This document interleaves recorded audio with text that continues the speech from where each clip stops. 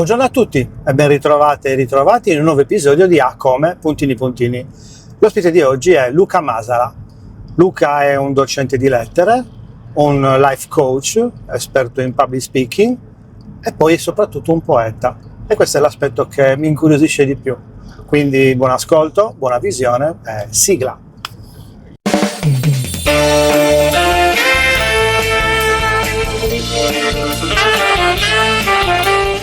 Come puntini puntini. Un podcast ideato e condotto da Francesco Conge.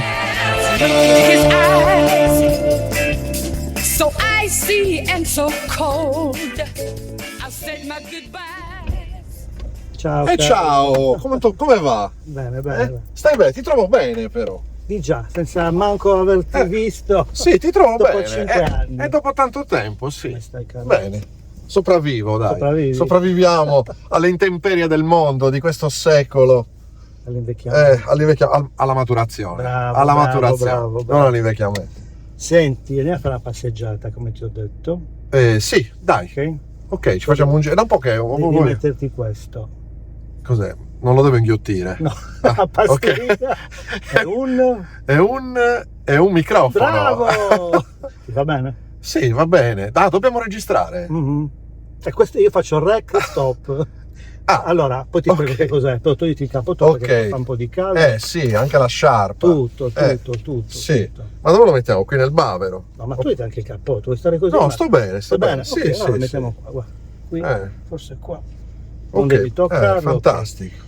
Okay. È un rec stop. Non È un rec stop. No, non mi aspettavo niente. Aspetta un po', non so neanche in che condizioni sono. Vabbè, sono accettabili. E anche... si è accorto. Vabbè, ecco. Bene. Ciao. Allora. Mi aggancio magari. Questo è un progetto che sto facendo. Spiegami un attimo perché non ho mica capito. No, io ti ho semplicemente invitato a fare una passeggiata dopo che 5 anni che non ci vedevamo in questo modo, no? Sì. Perché sto invitando amici con cui mi piace parlare per raccontare chi sono, cosa fanno, dove vengono. Un po' una chiacchierata, non dico biografica, ma più o meno, nel senso che poi gli argomenti che vengono fuori sono improvvisati, non sono preparati, per cui... Mi direi che è successo un sacco di roba nel frattempo, e non è che adesso sono già, sai, quelle 2 o 3 cosette. Ma quelle vengono dopo, perché tanto inizio a chiedere, innanzitutto ti ho presentato nell'incipit, perché ecco. ho già fatto una registrazione, che ovviamente quando verrà poi fuori il prodotto finito si vedrà e si ascolterà. Ho detto che sei un docente di lettere, giusto? Sì. Okay? Che sei un life coach, ok? Io ricordavo così, e che sei anche un esperto di public speaking. Sì, ho fatto anche quello. Hai fatto anche quello. Ma forse hai fatto anche altre cose. Ho fatto anche altre cose, sì. Quello è giusto, quelle 2 o 3 cosette, insomma, in questo... Però l'ultima cosa che più mi interessava, perché ho pensato a te di invitarti, anche se tu non lo sapevi, cioè di invitarti nel senso di coinvolgerti, per il fatto che sei un poeta. Questa cosa mi incuriosisce da morire. Così dicono. Così dici, perché... Lo dico anch'io. E poi ne parliamo di questo, sì. Però a tutti io cerco di fare... questa cosa l'ho fatta con altre persone, okay. Quindi a tutti cerco di partire un po' dalle origini. Classe 1970, se ricordo bene. Sì, un anno fantastico, fenomenale per Cagliari. Per tutta una serie di motivi, il più famoso dei quali è, a parte la mia nascita naturalmente, anche il fatto che è l'unico scudetto che abbiamo, arriva in quell'anno, perché non vedo molte chance. Esatto. Poi era stato l'anno in cui anche il Papa era venuto in visita a Cagliari. Bravo, Papa Paolo VI. Sì, era un anno particolare, ecco, vedi, mio babbo. perché io e te abbiamo una lievissima differenza di età, non grandissima. 6 anni, esatto. Ecco, ok. Avevo 6 anni e tu nascevi. E io nascevo, esatto, in un torrido agosto del 70. Che giorno? Il 4 agosto. Sono leone proprio, senza giocare leone, proprio con tutti i pregi e i difetti del leone, ahimè. Un bel segno, dai. Segno di fuoco, ma del resto, allora, io non credo tantissimo nell'astrologia per quanto mi affascini, e sono convinto però che comunque gli astri influenzino in qualche modo la nostra vita, e non soltanto gli astri. Ci sono delle alchimie, qualcosa di magico che comunque unisce gli uomini in qualche modo. Possiamo chiamare energia. È un'energia, chiamalo un'energia, sono come dei fili invisibili che comunque ci uniscono e che ci portano anche a distanza di tempo a provare quella che gli inglesi chiamano synchronicity, cioè sincronicità, questo fatto che talvolta ci si pensa a distanza e poi ci si incontra. Un po' come è capitato a noi, ma un po' sì. come capita anche con altre persone nella vita che improvvisamente ti compaiono davanti nonostante fossero anni che non le vedevi. Ecco, ti chiedo una cosa, come la pensi quando tu stai in strada, pensi a una persona e la vedi? Qual è secondo te? Allora, intanto io ho non lo so se è un pregio o un difetto, una memoria fotografica formidabile, direi quasi elefantiaca, perché mi ricordo di visi e voci e volti anche a distanza di molti anni, per cui talvolta quello che mi capita è anche di suonare magari il clacson se vedo qualcuno e l'altro dice ma chi sei? Perché io nel frattempo mi dimentico di aver cambiato più volte aspetto, nel senso che comunque tu li riconosci anche se cambiano aspetto? Sì, è una cosa strana, cioè a distanza di molti anni, una dote, a distanza di molti anni, chiamala fisionomia, chiamala quello che vuoi, però io riesco a riconoscere queste persone, e quando questa persona mi rimanda un'immagine nel mio cervello faccio una fatica, è come se avessi delle schede, no? Tipo jukebox, cerco di... Dove l'ho vista? No, sì, dove l'ho vista? E Allora a volte quando ho tempo dico anche, ma per caso tu hai, che ne so, frequentato questa scuola? Perché restringo, un po' come quel giochino, c'è la presente quel giochino dove alla fine tu pensi un personaggio e poi lui con un paio di domande te le indovina. Ecco, cerco di fare delle domande mirate, non sempre mi riesce, però spesso mi capita. È capitato anche di recente con una persona che non vedevo dai tempi della scuola, come l'ho vista, la mia collega. È un po' quando vedi una persona ed è fuori dall'ambito. Sì, è fuori dall'ambito, nel senso che io la collegavo ad un altro sistema relazionale e poi l'ho rivista a distanza di oltre 30 anni. Mia collega. Sì, ho detto, ma io ti conosco dal nome, insomma, poi alla fine siamo arrivati, eravamo compagni di scuola, lei in una sezione, in un'altra, ma erano sezioni, chiamiamole gemelle, sì. E quindi al liceo classico ci vedevamo spessissimo. Io ho fatto il C8, sì. Anche io? Sì. Oh, vabbè, 6 anni di differenza. Che sezione? Sezione C. C, ok. Che era una buona sezione, molti dei miei docenti ovviamente non ci sono più, ma dico anche che molti di loro hanno lasciato il segno, per quanto la mia vocazione all'insegnamento non nasce dal liceo classico, che è stata una conseguenza voluta, ponderata fin dai tempi della scuola media, ma sono state proprio le scuole medie a darmi questa impronta da umanista. Poi il liceo classico, diciamo, ha continuato, no, a imprimere il piede nel solco, e infine l'università. La metafora è bellissima, perché del solco, non da altre parti. Sì. Chiamiamolo solco. Chiamiamolo solco. Senti, dopo cosa hai fatto dopo il liceo classico? Dopo il liceo classico ho avuto un'avventura universitaria un po', come diceva il mio professore di storia medievale, un po' frenetica, un po' irrequieta, ecco, avevo utilizzato questo aggettivo, perché io in realtà sono un medico mancato. Davvero? Sì, e ti confesso che ci sono dei giorni, nonostante la mia sia una vocazione piena all'insegnamento umanistico, ci sono dei giorni in cui mi verrebbe la voglia di riprendere in mano i testi scientifici. Che sei iscritto? Io ho fatto 6 anni di medicina. Ma vai a quel paese? Sì. Ma stai scherzando? Ero giovanissimo, tra l'altro, perché io sono un anticipatario, sono entrato a scuola a 5 anni appena compiuti, e quindi quando sono arrivato al primo anno di università, avevo appena compiuto 18 anni. 6 anni? Sì, non guidavo neppure. Sì, ho fatto 6 anni. 6 anni turbolenti, perché ho scoperto a un certo punto che l'approccio allo studio, alla materia, che in una prima fase era soprattutto legato ad uno studio mnemonico, lo trovavo faticoso. Io ho una mente che poi si è espressa naturalmente negli anni della maturità, che non considero quelli naturalmente, perché ero davvero molto giovane, nella concettualità, nel fatto di comunque raccontare le cose con occhi diversi rispetto a quelle che appaiono normalmente, e questo me lo consente la facoltà umanistica, me l'ha consentito. Studiare lettere, studiare letteratura mi consente di farlo. Ma hai fatto 6 anni con certo, allora sai cos'è? Che a volte si fanno queste cose. È una conclusione ho dato anche facile, una decina agli esami. Il punto è che 10, a un certo punto di questi esami, tra l'altro, qualcuno è stato anche convalidato nel passaggio all'università, all'altra facoltà, perché c'erano alcuni insegnamenti in comune, in particolare statistica e cose varie. Però diciamo che io mi rendevo conto, avrei dovuto, sai cos'è? ho capito col tempo che bisogna un po' assecondare la nostra anima, talvolta. Cioè, noi abbiamo quello che chiamiamo sesto senso, o quinto senso e mezzo, come lo chiamava Dylan Dog, che è un senso che secondo me, che non è il senso di colpa, ma è il senso a me piace cioè non mi piace quello, no, però è un altro senso. ce l'abbiamo anche quello, forse quello è il settimo allora. Esatto. Però diciamo che è quell'ispirazione che ti arriva da tutta una serie di segnali che l'universo ti manda. E allora io mi domando veramente, l'ho fatto forse un po' per accontentare mio padre e mia madre, come si dice, buonanima, di medicina, di iscrivermi in medicina, perché loro mi vedevano già belle che fatto un medico, dottore. Io avevo anche scelto la specializzazione, mi sarei voluto specializzare in oculistica chirurgica, perché fin da piccolo insomma ho avuto gli occhiali, avevo la voglia proprio di sperimentare, di conoscere che cosa c'è oltre, no? La possibilità di rivedere come si deve. Hai un problema e puoi trovare il modo di risolvertelo. Sì, esattamente. Tieni conto che comunque poi la chirurgia nel frattempo ha fatto passi avanti, oggi ti operano in pochi minuti, ti risistemano la miopia e quant'altro. Un tempo erano interventi costosissimi, non che adesso costino poco, ma molto più lunghi e pericolosi, mentre adesso tendenzialmente esatto, con laser, che all'epoca non c'era, o se c'era eravamo proprio agli origini, ai primordi.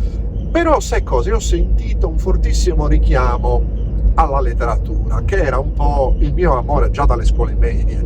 Io sono stato tirato su a pane e letteratura quando ero alle medie, perché ho sempre amato leggere, da curioso quale sono, e quindi leggevi romanzi? Allora, inizialmente ho iniziato con i fumetti, perché ho la passione dei fumetti, li ho anche disegnati, insomma, però a parte queste, un'altra delle cose che ho fatto. No, ma le stai buttare così, dai, hai detto di Lando, che stavo per fare il gancio, che lo so.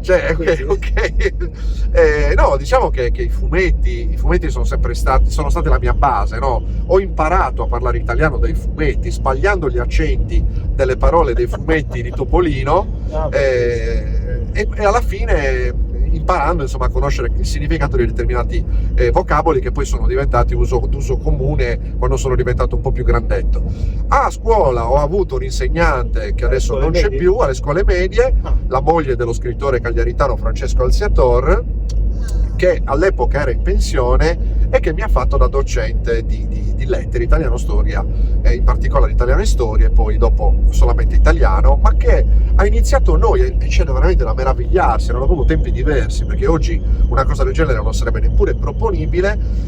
Oltre a che gli autori classici italiani come Luigi Pirandello, Verga, il Manzoni e così via, anche ad autori stranieri di una certa caratura. Noi in seconda media abbiamo iniziato a leggere in classe, lettura condivisa, il Daedalus di James Joyce, che è una lettura che non si darebbe mai ad un undicenne appena compiuti. Quindi e io non lo capivo, cioè nel senso che ho capito dopo che cosa stavo leggendo. Quando più adulto ho ripreso in mano quel libro per piacere personale, ho detto, ma io leggevo questo e riuscivo a capire, non lo capivo. Ci sono dei momenti, il passaggio dell'adolescenza del protagonista, che ovviamente segna, no, il passaggio dall'età della gioventù alla maturità, con le prime turbe sessuali, insomma, con tutta una serie di cose che ovviamente anche mirata, sì, diciamo che forse la nostra docente vedeva in noi un parterre, diciamo così,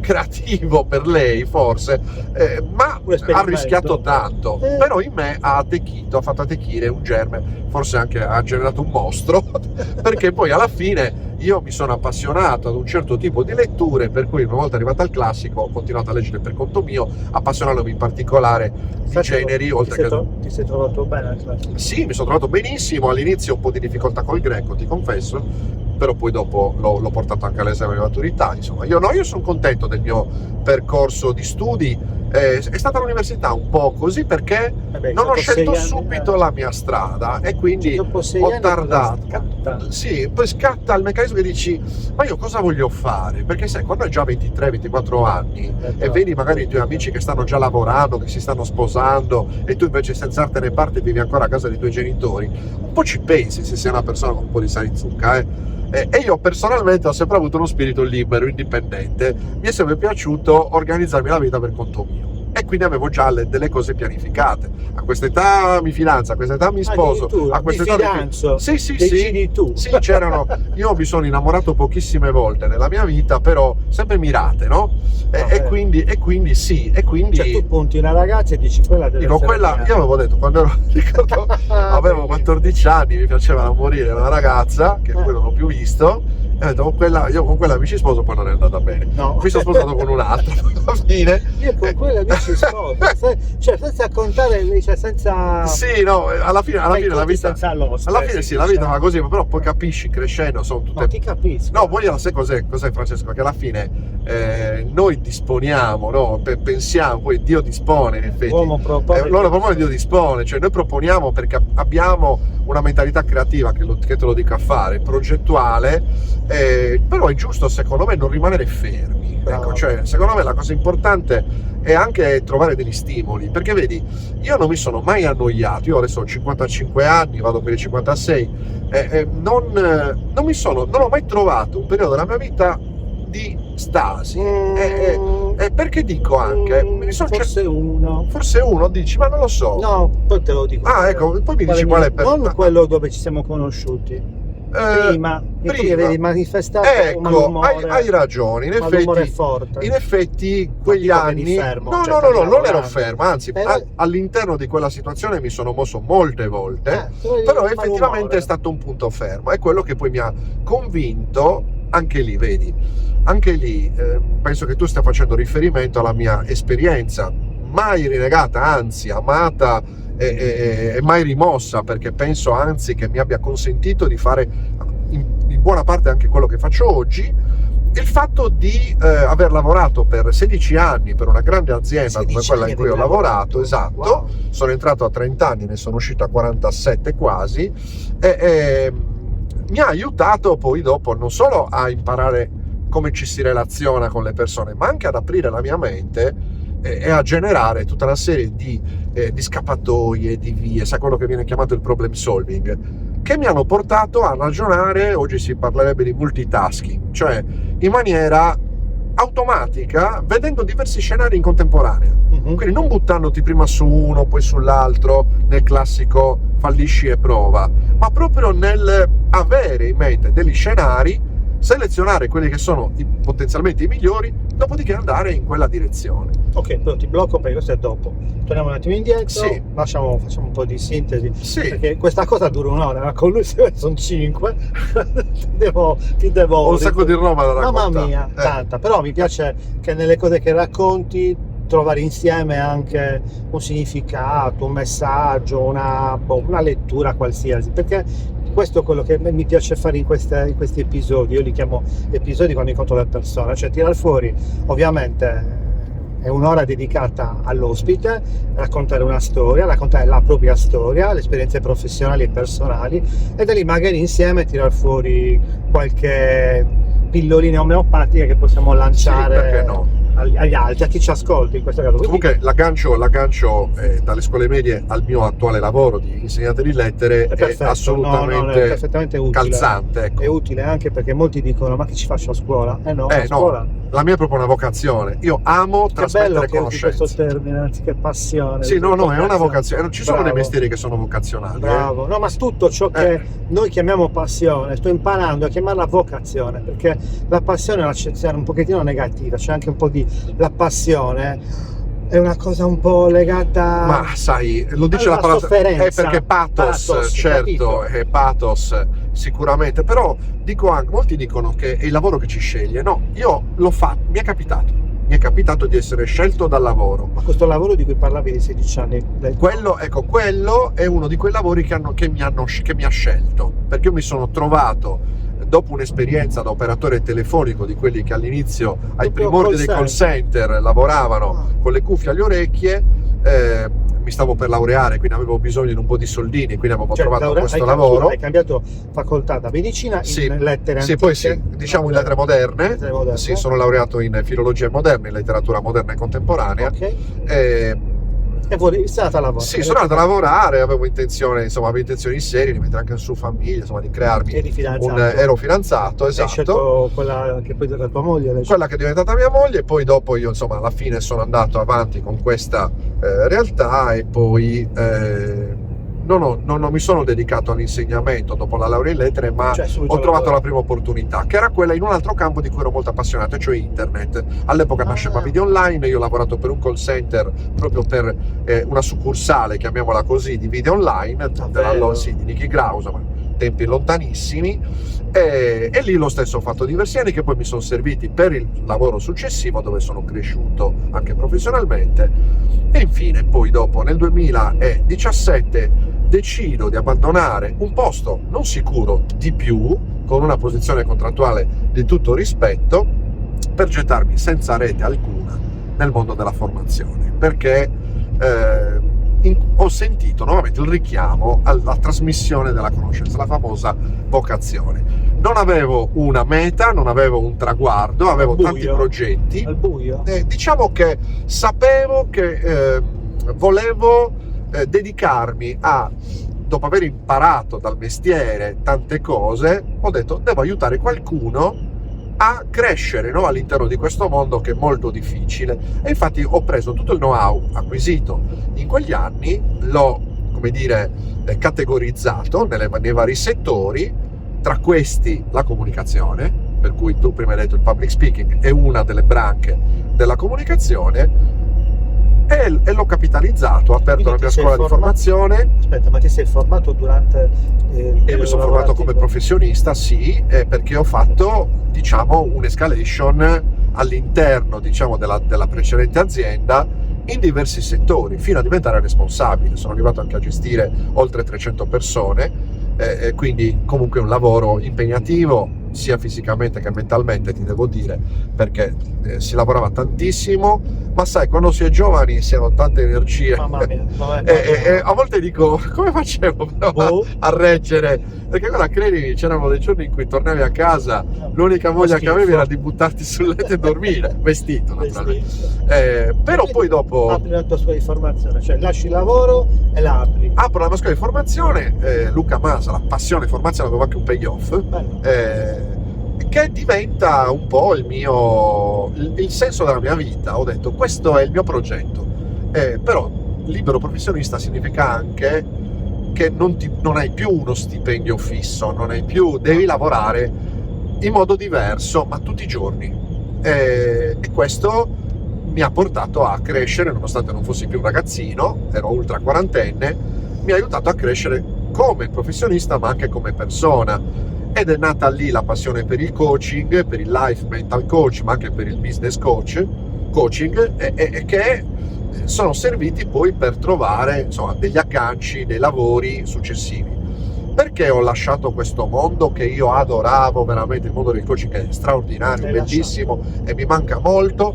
L'ho lasciato perché nel 2000, subito dopo il Covid, mi arriva una prima chiamata dalle graduatorie delle provinciali di supplenza per andare ad insegnare, a cui ero iscritto appunto come laureato in lettere, ma agli ultimi posti, perché non mi sono mai interessato dell'insegnamento. Mi chiamano a sostituire un docente che era in malattia per insegnare agli adulti. Wow. Mai fosse capitata una cosa del genere. Io mangio nuovamente la foglia, come si dice, riassaggio questo terreno e dico, ma questo è bellissimo, è bellissimo. Cioè, la gente voleva sentire i miei racconti, le mie lezioni, più che, sai, facendo public speaking, ma facendo anche corsi di comunicazione, si parla di tante cose, è bellissimo, poi le persone vedono i risultati, per cui si infogano, vanno avanti, però lì era, capito, raccontare anche, che ne so, la storia della Sardegna antica, oppure anche raccontare quali sono, diciamo, in italiano, no? I modi migliori per poter parlare, quindi univo la precedente esperienza del corso di comunicazione con la grammatica italiana, perché poi erano persone che dovevano prendere, alcuni la licenza media, altri la licenza... Posso interrompere? Persone interessate che volevano ascoltare, esatto, che avevano voglia di stare là, e non è così facile. No, esatto. Fatto sta corso notturno, serale in questo caso, serale, Ho lavorato anche con extracomunitari, quindi con persone che arrivavano dall'Africa e quindi che avevano anche difficoltà, no? Sì, però lì ho usato una via diversa, lì ho unito il mio amore per l'insegnamento al mio amore per la poesia, quindi per poter insegnare loro anche a sentire, no? A capire che le cose che si imparano a scuola hanno anche uno scopo per la vita, per l'anima, ho fuso, diciamo così, sono andato a ricercare i poeti dai paesi di loro provenienza e ho fatto delle lezioni su questi personaggi, in maniera tale che un po' in francese, un po' in italiano, un po' in inglese, perché alcuni parlavano anche inglese. Sì, e quindi questa cosa è stata molto preziosa per loro, ma molto per me, sì. No, dico, piaciuto anche agli altri allievi. Sì, Cioè, mi seguivano perché poi lo facevo anche in italiano, naturalmente, non soltanto. Sì, perché per loro era comunque tutto grasso che colava, era un di più. Sì. Quanto è durato questo periodo? Allora, il primo insegnamento è stato di pochissimi mesi. Io ho fatto diversi anni di precariato, non tantissimo, devo dire la verità, rispetto a tanti miei colleghi, perché poi 2 anni fa, più o meno, 1 anno e mezzo fa, ho deciso di tentare di salire su questo, secondo me l'ultimo treno potenziale per me del concorso per l'insegnamento. Ci sono salito a bordo e sono arrivato a destinazione molto felice, molto bene. Ho scelto una sede di lavoro che, ahimè, non è Cagliari ancora, ma è abbastanza vicino a Cagliari, e ho scelto di insegnare alle scuole medie.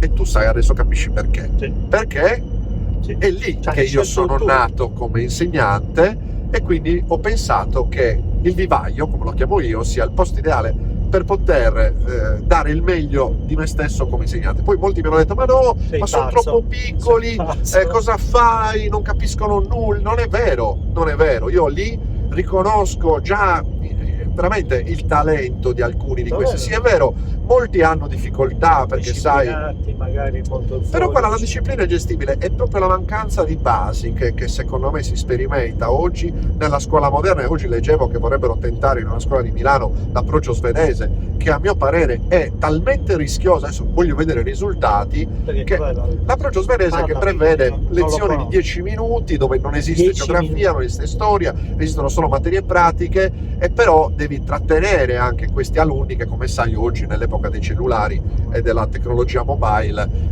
non hanno lo stesso livello di attenzione che avevamo noi, perché io e te, è vero, abbiamo questi anni, ma più o meno apparteniamo alla stessa generazione, più o meno. Non dico io boomer sono. Io sono generazione X, però diciamo che comunque ci capiamo ancora, ok? Ci capiamo, magari ascoltiamo anche la stessa musica, ci piacciono gli stessi film, non c'è tanta differenza.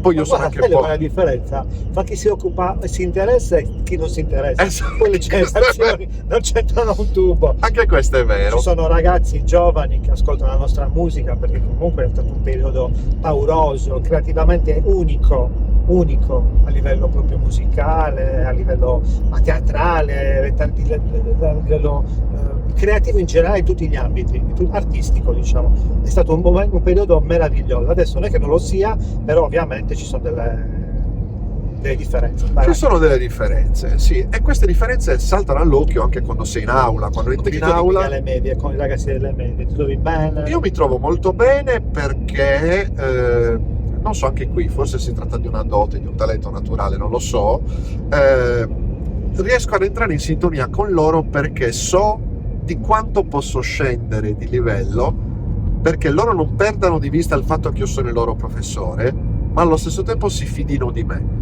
perché credo che il segreto per essere dei bravi insegnanti innanzitutto è instaurare un rapporto di fiducia con la propria aula.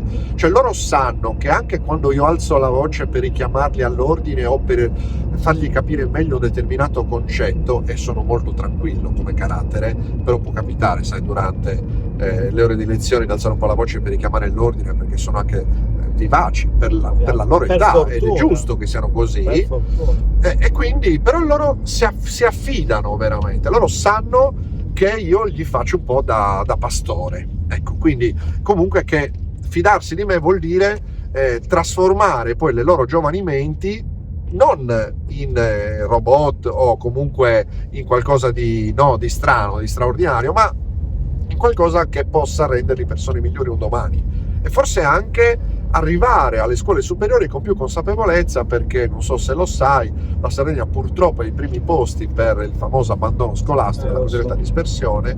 Perché cosa succede a questi ragazzi? Che un po' incantati, un po' abbaccinati dal miraggio del lavoro che molto, come dire, facile allo stesso tempo, che porta soldi nell'immediato, hanno degli inganni terrificanti, perché non riesco. Argomenti a scuola? Ne parlo spesso, li metto soprattutto, cerco di tirare fuori la concretezza dell'argomento, perché altrimenti non serve. Quindi sai, molti di loro vivono anche in una realtà come di un piccolo paese, che comunque Dove insegni? Io insegno a Guasila, quindi Guasila. Trecenta, a Guasila e a Ortacesus, quindi due paesini molto vicini con anche dinamiche differenti, però similari. Hanno comunque un bagaglio generazionale basato sull'economia agropastorale, che non prevede, nonostante Guasila sia un posto dove sono nati personaggi di spicco anche dal punto di vista culturale, come per esempio il grandissimo, che apprezzo moltissimo, Giulio Angioni, l'antropologo Giulio Angioni, scrittore, poeta, che proprio di recente abbiamo celebrato a Guasila col Festival dell'Altrove, ma anche con altre iniziative. Non tutti hanno questo approccio, cioè in effetti i libri fanno schifo, perché non servono a niente obiettivamente, non ti servono per trovare un lavoro i libri sono una perdita di tempo quasi. Facciamo sta scuola, leviamocela dalle scatole, poi dopo chi si è visto, perché chi deve andare a correre con la moto, chi ha il maneggio dei cavalli, chi ha il bed and breakfast, chi ha il campo da coltivare e così via. Per fortuna, Tutte cose pratiche. tutte, esatto, bellissime, ci mancherebbe altro, chapeau. Ma per fortuna esistono ancora delle famiglie che in realtà tengono a questo. E poi diciamocela tutta, non a tutti capita di avere un professore che scrive peraltro e che quindi, oltre che trasmettere le semplici nozioni scolastiche, cerca di dargli qualcosa di più, che è quello che c'è dietro i libri, dietro le persone che scrivono i libri, che sono esseri umani. Noi li vediamo nei libri con quelle barbe, con quelle facce arcigne, e pensiamo che siano già pronti, no? La tua. Tipo la mia.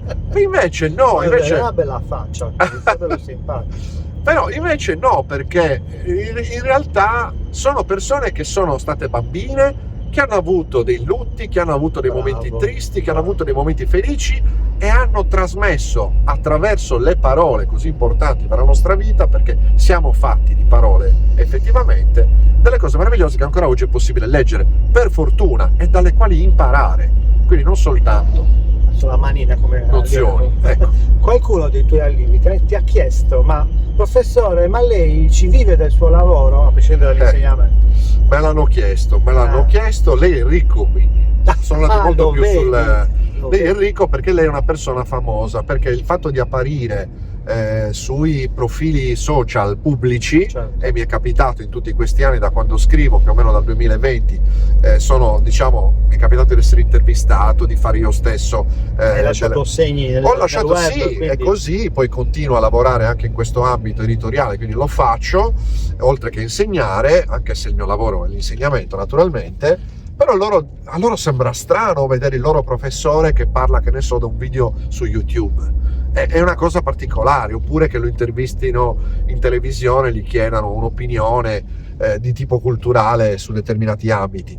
È una cosa strana. Ne sono orgogliosi, ma allo stesso tempo li incuriosisce anche da un punto di vista pratico, perché si domandano: ma com'è possibile che lui, che va lì su internet, poi sia qui a Guasila a parlarci? È poco credibile, È strano, è solo strano. Poi si abituano, poi arrivano a scuola e dicono: ah, l'ho vista su Insta, ho visto su Facebook, ho visto così. La domanda che gli puoi fare: che effetto ti ha fatto vedermi lì? Cosa hai pensato? Che fossi Ma la cosa famoso? No, c'è una cosa stranissima, io non so perché questa cosa, perché adesso tu hai parlato della barba, perché ne parlavo io prima, ma diciamo la barba, che tra l'altro è un accessorio, io lo considero un accessorio tra l'altro cangiante, perché io a volte taglio, faccio ricrescere, adesso sto facendo ricrescere, ma fino a che non mi stacco, perché poi taglio di nuovo.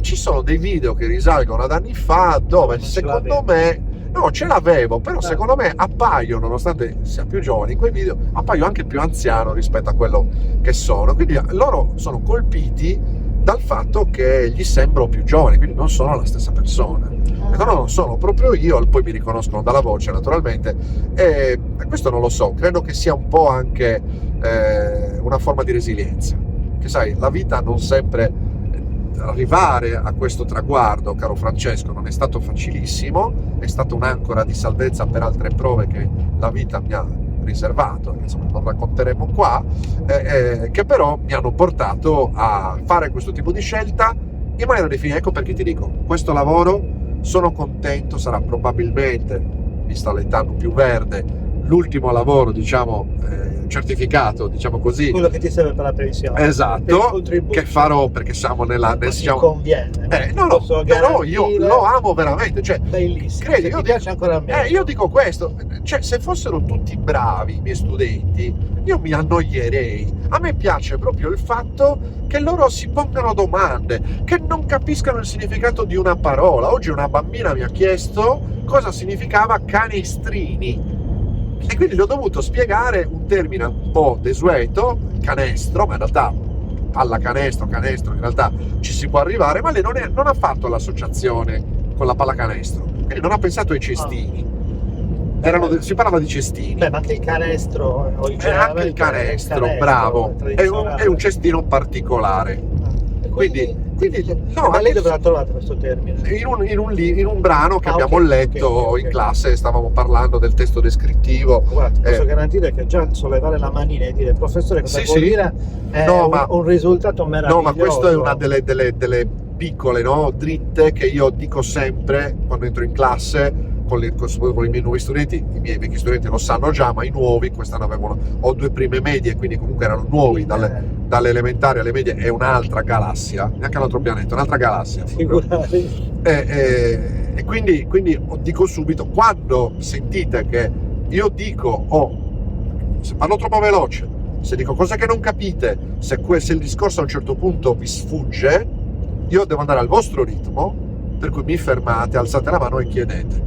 Lo fanno sia per le cose che trovano sui libri. I libri, ahimè, oggi vengono stampati con vocaboli magari normalissimi per noi, ma per dei bambini che non sono più abituati a prendere in mano il vocabolario come facevamo noi per cercare le parole, anche se hanno questo che dovrebbe essere, però non lo fanno, e questo porta delle difficoltà. E quindi si stanno abituando a chiedere. Sì, io faccio utilizzare, sai, un tempo, non so se anche tu l'hai utilizzata, ma io alle elementari ce l'avevo, e poi anche alle medie, una rubrica telefonica che ormai non si usa più per i telefonini. Sì, per mettere le nuove parole. Bravo. Oggi era 2 parole, hanno imparato, una era canestrini e l'altra era mnemonico, perché, che riguarda la memoria, perché appunto si parlava nell'epica classica che un tempo era semplicemente cantata, non era scritta, perché la scrittura è arrivata intorno al VI secolo avanti Cristo. Esatto, non scrivevano, ma non scrivevano apposta, anche quando la scrittura è stata introdotta. Non è che perché la memoria... Bravissimo, loro dicevano, erano convinti, lo diceva anche Platone, che scrivere potesse in qualche modo inficiare la capacità di memorizzare le cose. Penserebbe dell'iPhone, Esatto, bellissimo. Sì, ma questa è la sapienza degli antichi che non dovrebbe mai tramontare, invece noi pensiamo che non serva più a nulla, invece guarda. E da qui la poesia, che ovviamente ecco, la poesia, compagna. Quello è l'argomento. Quando e come inizi a scrivere poesia? Ma non ti dico quando diventi poeta, perché sennò il poeta lo sa. No, siamo nati, noi nasciamo, ma lo siamo un po' tutti, secondo me. Poi ci sono quelli che riescono ad esprimere meglio queste emozioni interne, questi vagiti dell'anima, come li chiamo io, e altri che non ci riescono, ma semplicemente perché non ci si sono neanche mai soffermati. Ma sai, è una questione anche di pragmatismo. Sì, perché comunque ci si cimenta fin da piccolini a scuola, ci costringevano a imparare a memoria delle poesie di Leopardi, Pascoli, e diventava un incubo, e questa cosa crea un imprinting negativo sulla poesia in generale, che oggi viene vista come un genere letterario di nicchia. In realtà la poesia è il poiein, cioè il fare, nasce proprio nell'antichità, non era scritto per nulla, sì, era imparata a memoria, ma era cantata, era bellissimo, perché i poeti, gli aedi, come giustamente hai detto tu, che poi sono i cantori, gli aedi, in realtà ci sono anche i poeti che proclamavano, guardavano, che ne so, la bellezza sterminata dei campi illuminati dalla luce del sole al tramonto, e si creavano delle situazioni che scaturivano dall'interno verso l'esterno, come l'arte del vasaio che prende la creta non modellata e con le sue mani fa uscire il vaso magicamente con i suoi strumenti. Così facevano i poeti, e oggi i poeti fanno questo. Poi chiaramente, come dice De Gregori, ci sono poeti buoni e poeti meno buoni, però l'obiettivo è sempre quello: attraverso le parole concatenare delle emozioni interne inizialmente del poeta. Ed è bellissimo perché se risuonano in te, che non sei il poeta ma sei un lettore, si crea una magia. E io questo modo di comunicare l'ho fatto un po' mio, lo faccio anche attraverso la prosa. Ho iniziato a scrivere da piccolo, da bambino. Ho trovato ho trovato dei quaderni dove scrivevo già dei pensieri poetici, avrò avuto 9-10 anni, però tutto è iniziato quando io sono padre di 3 gemelli che sono nati 17 anni fa, 3 gemelli, 2 maschi e una femmina, che sono la mia croce dei 3, esatto, non 3 figli, triplets, gemelli, sì, perché dove sono 2 gemelli, in realtà non esiste 3 gemelli, 3 figli che sono nati lo stesso giorno. È faticoso, sì, sia fisicamente che economicamente, soprattutto all'inizio, non che adesso sia meno, però diciamo che sono 2 maschi e una femmina, ma non li cambierei con niente al mondo, perché sono comunque una delle mie. Si somigliano, però hanno 3 caratteri completamente diversi, ma io li adoro, lo sanno quanto io amo, anzi li saluto. Che io che non li ho mai visti. Esatto, adesso sono grandi ormai. 17 anni. Wow. Però loro sono stati anche un po' un'ispirazione, perché mentre mia moglie era in attesa, io ho trascorso un periodo di solitudine ritirata a casa, e allora ne ho approfittato per raccogliere al computer tutti quei fogli che avevo sparsi per casa, dove avevo scritto pensieri, parole, opere, omissioni. Mea colpa, Esatto, però no, quella no, la mia colpa no. Non c'è. C'erano anche un po' delle poesie, diciamo così, di pentimento. Però diciamo che io ho cercato di fare una scelta ed è venuta fuori la mia prima raccolta poetica, che è stata autopubblicata nel 2012. Da lì poi la strada è andata a tutta, si intitolava Questo mio tempo. E poi sono usciti altri libri. Nel 2020 io ti seguo ti seguo, nel senso, noi ci conosciamo da qualche anno prima, sì. No, però ti seguo come poeta in quel momento, io non sapevo della prima. No, infatti. Non me ne hai mai parlato. No, infatti, quando noi ci siamo conosciuti, in realtà, io non avevo ancora pubblicato per la mia prima casa editrice, che era Amico Libro, che è uscita Ubiqua, la mia prima raccolta poetica, che tra l'altro erano 2 raccolte poetiche insieme, a cui avevo dato il titolo Ubiqua. Successivamente ho ripreso Ubiqua aggiungendo degli inediti ed è diventata Dappertutto Stando Fermi, uscita nel 2022 per una casa editrice che non esiste più, Ossimori, sì, che era un po' un inno anche alla poesia in generale. E poi dell'inizio di quest'anno è uscita la mia ultima raccolta, che si intitola Poesie Poetabili, che sto ancora portando in giro in vari tour. Poetabili con la E fra parentesi. Con la E fra parentesi, potabili, sì, perché? Che intendi? Perché, ecco, te lo spiego, perché se tu leggerai o ti capiterà di leggere qualche poesia dei miei trascorsi, potresti, non è detto, perché questa è la magia della poesia, quando arriva, lo decide lei, potresti trovarle o criptiche particolarmente, oppure difficili, chiamiamole così. Io sono stato etichettato un po' come poeta difficile, e io non ho mai accettato intanto l'etichetta di poeta, perché io scrivo. Secondo, perché aspetta, perché non scrivo solo poesie, però quindi non sei, però poeta vuol dire, vabbè, fai solo ho poesie. Fatto pace con questa cosa, e oggi lo accetto molto di più. In passato Perdona, mi faceva più come poeta. No, ma va benissimo, nel senso che io oggi mi considero un poeta, perché mi considero un poeta a mio malgrado, nel senso che a un certo punto lo sei, non lo fai, lo sei, c'è poco da fare. Io un tempo dicevo faccio il poeta, non lo sono, come se scegliessi il registro, come se avessi una manopola che modalità poesia on, e quindi venivano fuori. In realtà non è così, mi accorgo che la vita mi ha indirizzato verso, mi ha proprio lavorato l'anima da tutte le parti per rendermi potenzialmente portato a poetare. Okay. E quindi scelgo di scrivere un libro forte di un'esperienza personale che mi ha segnato, più mirato a coloro che dicono proprio che la poesia è un genere difficile, e quindi lo intitolo Poesie Potabili. Però dico, aspetta, potabili come l'acqua, no? Sì, che sì, si sì, può bere, bevibili. quindi sì, bevibili. Fruibili. Invece mi è piaciuta l'idea di giocare con questo neologismo, potabili, e quindi che suonava bene. No, infatti l'ho capito, infatti ti volevo chiedere il motivo per il quale avessi scritto questo. Sì, ma poi l'ho percepito. lì c'è stata anche poi una bellissima sinergia con Rossana Copez che ha scritto, Rossana Copez. ha scritto La la prefazione, la moglie di Sergio Azzeni, è la Wow. grandissima scrittrice, giornalista. Io amo quello che scrive, a parte che siamo diventati dei buoni amici e ogni tanto ci vediamo e io mi confido con lei come veramente quasi come una mamma, però poi è stata anche fantastica perché ha centrato perfettamente il tema della mia raccolta, perché l'ha letta prima che venisse pubblicata e mi ha dato anche qualche consiglio.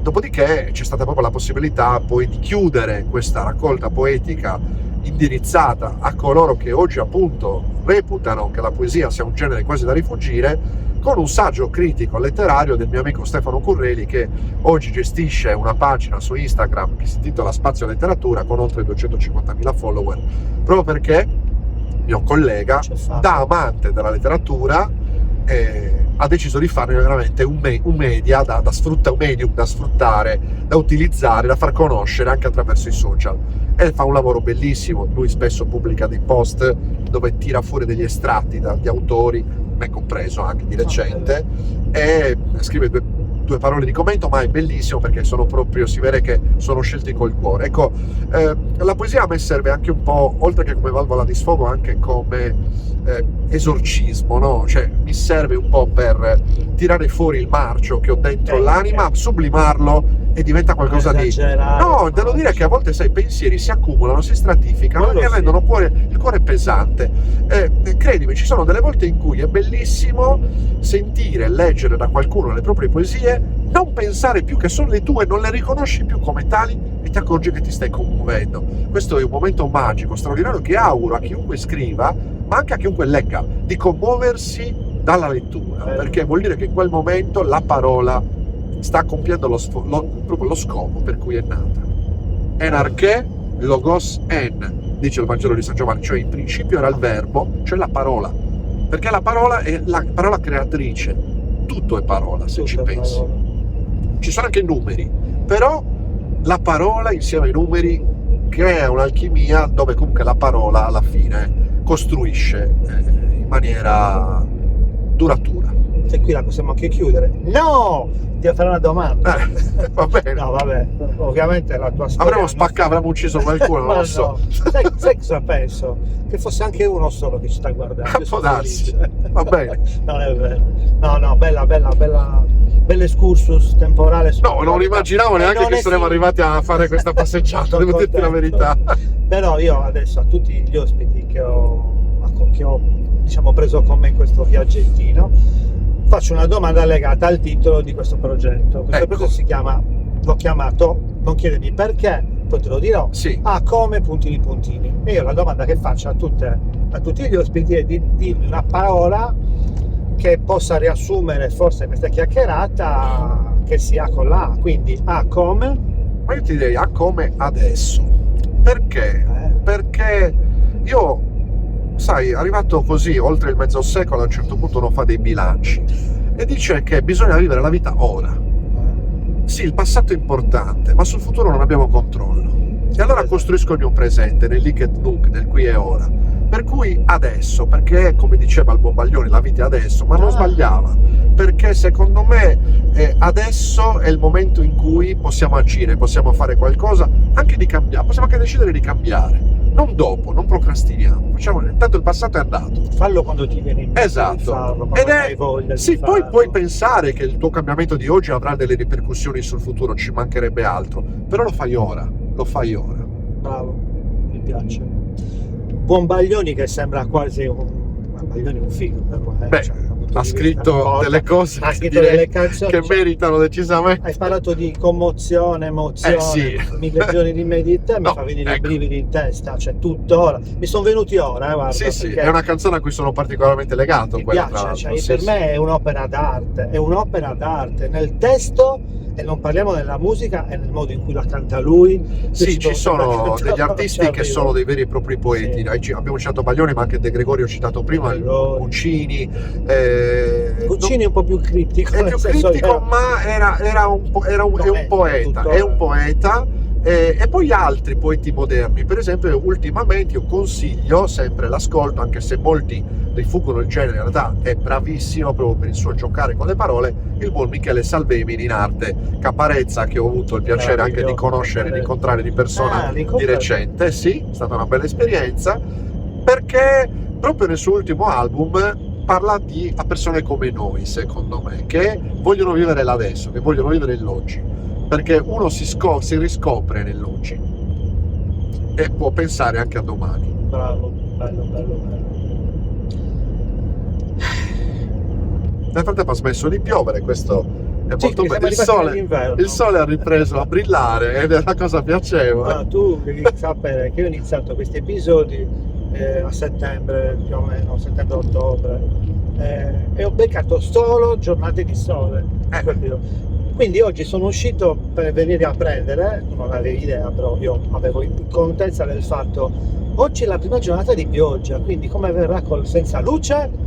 E invece è uscito il sole anche oggi, perché stamattina è un paio di giorni che piove, però è meraviglioso così. Senti, hai detto, mi sembra che mi avevi detto tempo fa che stavi anche intraprendendo l'idea di scrivere un romanzo. Sì, ci sto lavorando ancora, è un romanzo interessante perché anche questo prende spunto da dei fatti realmente accaduti, ma la difficoltà sta nel fatto che è una storia, è un racconto che si sviluppa attraverso 3 personaggi diversi, però che guardano la vita dal loro punto di vista nello stesso istante. Questo è un artificio letterario già utilizzato nel cinema, ma anche da altri autori. Io penso al mitico Rapina a mano armata di Stanley Kubrick, che è straordinario, ma ce ne sono tanti anche film ispirati allo stesso punto di vista, che cambia in base a chi lo vede, a chi vede l'azione. E questo è un romanzo appunto così panoptico, dove ci sono 3 personaggi che si incrociano. Quando ascoltiamo Luca, cioè, perché parlo difficile. Parli di finto. No, diciamo che c'è una vista d'assieme, panoptico, sì, dove praticamente esatto, bravissimo, il classico. Vedi che certe cose non si dimenticano mai. Cioè, per me il classico, io sono stato un burrico al classico. Però vedi certe cose. Andavo malissimo, però vedi, andando male nella B. Sezione B, sì, come no? Malorda la sezione B. Sì. Ed ero l'ultimo della classe, ti giuro che oggi mi però sai cosa? Che scrivere prosa è meraviglioso, è bellissimo, perché ti consente di fondere la poesia nella prosa, e questo è fantastico. Però vedi vivere i tuoi personaggi, e questo credo che sia per uno scrittore, perché sono personaggi reali, sono 3 personaggi ispirati a personaggi reali, chiaramente sono di fiction. La storia è di fiction pura, però ispirata a fatti reali. E io mi auguro che coinvolgerà i lettori, li commuoverà, li farà anche vivere dei momenti di tensione, perché ci sono, chiaramente sto costruendo un intreccio narrativo non noioso, ma voglio che le persone chiaramente si divertano anche nel leggere il romanzo, e che trovino naturalmente la voglia di girare la pagina fino alla fine. Sono al lavoro su questo, dunque da 1 annetto e mezzo, 2 quasi, perché il problema è che nel frattempo ho scritto altre cose, e quando sono ritornato poi sul romanzo ho avuto l'esigenza di rivedere dei pezzi che non mi piacevano più. Però se faccio così faccio come la tela di Penelope, non la finisco più, quindi ho deciso di andare pedissequamente avanti senza fermarmi fino alla fine. Chiaramente ho già strutturato la scaletta, so perfettamente cosa scrivere e come andrà a finire, però lo devo confezionare. Poi so anche che non sarà finita lì, perché poi un romanzo ha bisogno di editing, ha bisogno di qualcun altro che lo legga, perché le cose devono tornare, e qui è molto difficile sbagliare, proprio perché i punti di vista sono molteplici.